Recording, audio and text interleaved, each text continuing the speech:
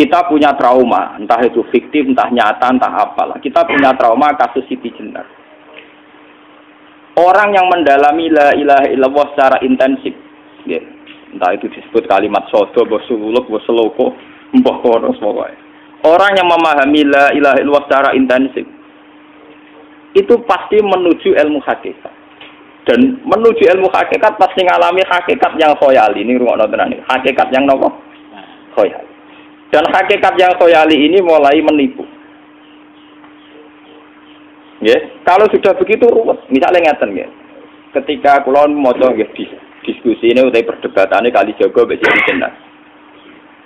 Saat itu ada Sunan Bonang juga. Kamu sujud pakai apa kali jaga? Ya pakai jasad. Dari Siti Jenar. Daging kamu itu hanya onggokan daging. Nanti itu jadi bangkai. Dan setelah jadi bangkai itu habis. Kamu nanti ditulis Tuhan tidak termasuk yang sujud. Kebuat yang mbok sujud itu bentek.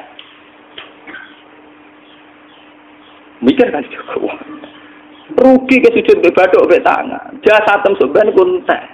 Ora ana sing crita kowe nak sujud mergo jasad itu mok sampeyan dadi bang.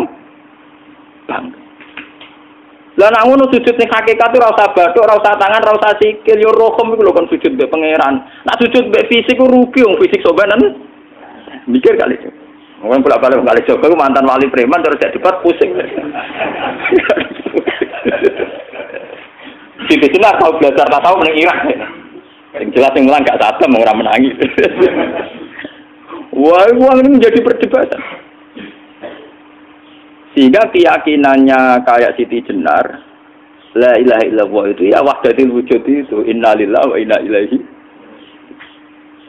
Selama ini kalau orang syariat misalnya, orang syariat itu kalau ada orang mati, misalnya Kak Ruhin mati, ini aku kan muni innalillahi wa inna ilaihi raji'un, saiki Ruhin wis mati.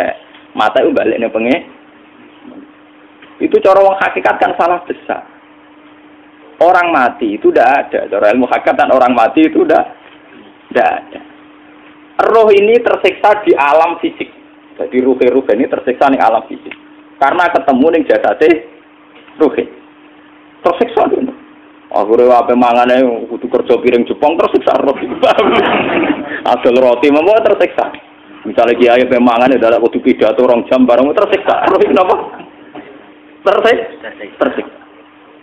Mergo roh ora buta mangan, ora buta ngombe, tapi gara-gara melok fisik. Paham ya?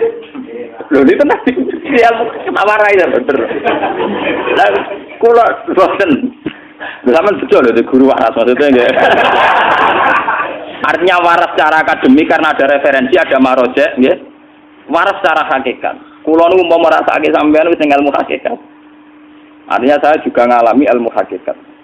Lan ketika sing aran hikam wong ora tau mukasafah ora usah jadi ulama. Entah sekian detik ulama itu harus pernah mukasafah. Biar merasakan ilmu nopo ada. Tapi ilmu hakikat itu bisa dilogikakan sebelum sampai secara musyahadah. Paling enggak bisa sampai secara logika. Manusia itu mulai Nabi Adam sampai sekarang itu kan punya roh. Dan roh itu tidak makhluk. Ya, roh itu tidak makhluk. Ketika roh itu diletakkan di jasad, dia itu tersiksa. Karena ketika dia ke jasad fisik, namanya mengalami keterpisahan dengan yang abadi. Dia ini ning jasad fisik, tersiksa. Karena dia harus di alam yang kasat mata, alam mulki. Tersiksa. Ketika dia tersiksa, melok ruhin, akhirnya dia mangan kangelan, akhirnya lesu mangan. Padahal roh gak butuh mangan, perlu dicatat roh gak butuh. Ya ora butuh gunung kidul barang, kan roh ora butuh rabi. Paham kan? Ya ora butuh putus cinta, ora butuh pegatan, ora butuh macam-macam. Paham? Tapi karena dia nemplek jasad sing butuh mangan, butuh rabi, butuh wedoan macam-macam. Akhirnya roh tersiksa. Suatu saat kalau roh ini dalam bahasa manusia mati, ini dalam bahasa manusia mati. Ini hakikatnya roh itu tidak mati, dia kembali ke habitatnya. Ini disebut innalillah. Kita ini dari awal ya dengan Allah. Wa inna ilaihi juga kemudian nanti kita pasti kembali ke Allah. Dan itu diyakini betul oleh orang wahdatul wujud. Jadi kalau roh mati itu ya tidak ada mati. Terus sekarang itu kembali karena sudah lama mengalami keterpisahan mergo melok fisik-fisik dan ono kerja dasinan, ono nggo proposal ruwet roh melok. Paham itu? Kita di roh napa melok ruwet. Lah roh ya tersiksa aku ora butuh mangan, ora butuh proposal bocah ngalor. Itu tersiksa. Makanya dalam cerita-cerita Jalaluddin Rumi yang otentik kitab-kitab begitu. Ketika beliau mau meninggal, muridnya itu nangis. Dari Jalaluddin Rumi, kamu jangan nangisi saya ini mau pesta, saya ini mau pesta perkawinan. Kamu tidak merasakan penyesalan saya ini lama menyesal, karena harus hidup bersama kamu. Terus saya ini tersiksa, karena ngalami alam yang rusak, yang fana. Alam yang harusnya roh saya itu di alam abadi, bukan di sini. Maka jangan tangisi kematian saya. Kematian saya adalah kembalinya roh ke habitatnya. Semenjak itu kematian dianggap malam perkawinan karena roh kembali. Walhasil nguniku cara ilmu tasawuf bahasa Arab jenenge wahdatul wujud, kena Jawa Yogyakarta Solo keadaan niku jenenge manunggaling kawula. Mergo sing rawan ngono rugen to, Pak. Nek tak terangno detail. Dadi bathuk mesti iki buku sujud kan niku sampeyan ilang. Dadi seksine ora ono cara teorine sinten Siti? Rugi kowe. Bener ya kentur. Lah kali coba mantan preman jak debat terus ora ngono mbok terus tak pateni kowe. Lah debat iki ora iso. Premane kumat. Ya ta preman jak debat ilmi. Ngono ku model. Kali Joko yo ora salah, bisa sing dina Umar nggih ngoten. Umar sahabat top, lha jak debat atau milih tak patenane ya Rasulullah. Gak iso dene ilmiah. Mantar preman pasar rukat terus jadi sahabat top debat yang milih mate. Jadi wonten cerita wong Yahudi njaluk keputusan Nabi bareng wis diputusno Nabi cek mamang ndak tenang keputusane ngono dalam sengketa duniawi. Bariku takok ya Ali aku mau sowan ning Nabi Muhammad dikai keputusan Nabi mamang cara kowe pilih ambek Ali dikai keputusan persis kanjeng Nabi cek mamang neh takok Umar. Apa malah aku mau singgone Muhammad, singgone Ali, kayak keputusan kok mamang mar. Cara kowe piye? Urusan kowe. Enteni iki. Entek dia mlebu buat Pak. Wong diputus Nabi ora mar. Buat mati. Awe. Mergo mantan apa? Cara mantan intelektual kan ya wajar wong Yahudi kok percaya Nabi. Kan bareng cara Ali wis gak percaya wis kandhani. Ora muni carane tenan. Lah ora bapatene. Ya wajar wong Yahudi kok percaya Nabi, nak percaya ora situ Yahudi Muslim. Lah ali situ Gus Dur. Lah Gus Dur beda piye tenang. Ali nyen ngoten watake ngoten. Nasibe padha. Ali itu ilmuwan yang jadi presiden gak sukses. Sing niru Gus Dur. Mergo ning dinggo negara wong pinter mimpin ra sukses. Wong pinter gampang maklumi. Lah misalnya kita jadi kiai wong pinter, kayak santri ini pacaran, maksud jangan anak cerita besok ber.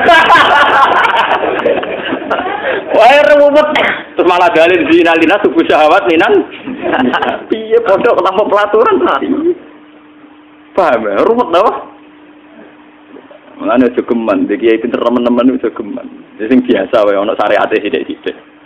Sing kamane ana santri pacaran tersinggung, ana santri nakal tersinggung, sing ana rasane lha donya ana napa?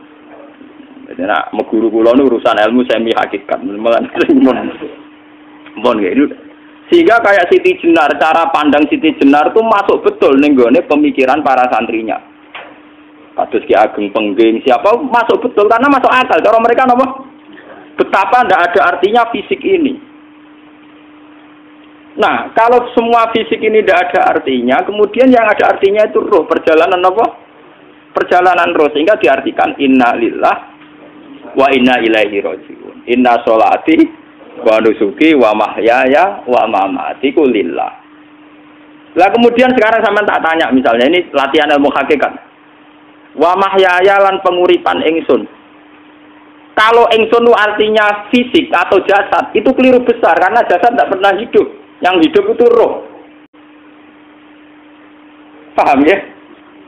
Sekarang artinya wama mati itu apa? Kematian ingsun. Kalau roh itu tidak pernah mati, berarti kematian roh adalah keterpisahan dengan yang agung atau yang abadi. Dan semuanya itu lillahi rabbil alamin. Sehingga mereka mengatakan kematian itu satu pesta. Mulane kados Bilal ditakoki, ya Bilal, ketika murid-muridnya nangis bergape mati, Bilal ge seneng ae. Godan nalqal akhibah Muhammad dan wa hisbah. Kalau nak mati malah senang tuh ketemu kekasihku. Sebab itu kematian tidak pernah jadi problem bagi mereka sing soleh, sing menembus ilmu hakikat. Paham? Tapi ilmu hakikat kayak ini itu yang diyakini Siti Jenar, diyakini Jalaluddin Rumi, diyakini para wali-wali wahdatul wujud. Dulu Syekh Husain sinten Al-Halal. Itu kemudian melahirkan prahara syariat. Prahara apa? Syariat. Sebab itu Wali Songo, oke Siti Jenar benar dalam filosofinya, tapi harus dibunuh karena menjadi prahara syariat. Sama dengan yang dikatakan Nabi itu benar, tapi menjadi prahara syariat. Akhirnya disomasi oleh Umar radhiyallahu anhu. Jadi sebetulnya sama, pola-pola ceritanya sama. Intinya sebuah ilmu hakikat harus dikawal napa? Syariat. Nggih kula bolak-balik, contoh paling gampang wit pisang. Wong nak mangan gedang kulitnya tetap dibuang. Tapi umpama gedang dari awal ora usah kulit